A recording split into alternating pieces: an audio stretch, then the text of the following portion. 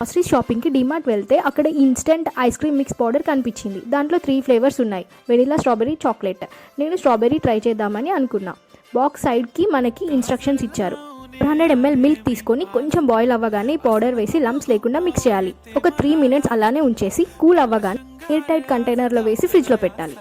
Once అది మొత్తం freeze అయ్యాక దాన్ని తీసి బీటర్ ఉంటే బీట్ చేసుకోవాలి. నేను మిక్సీ జార్ యూజ్ చేశాను.